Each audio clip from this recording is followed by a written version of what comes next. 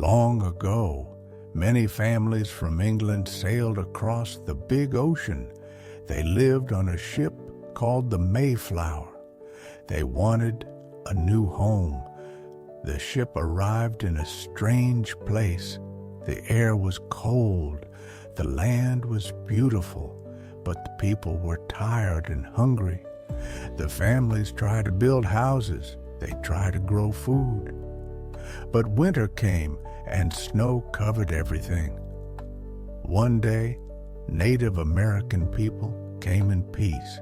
Their leader smiled and said, "We can help." The families felt hope. A kind man named Squanto taught them how to plant corn. He showed them how to fish and find food. The families and Native Americans worked side by side. They shared tools and stories. They learned to trust each other. Spring came, the sun warmed the earth.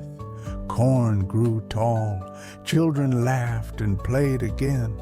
The leader of the family said, "Our friends helped us. We should say thank you." Everyone agreed. They cooked a big meal with turkey, corn, and pumpkins. People ate, danced, and sang. It was the first Thanksgiving.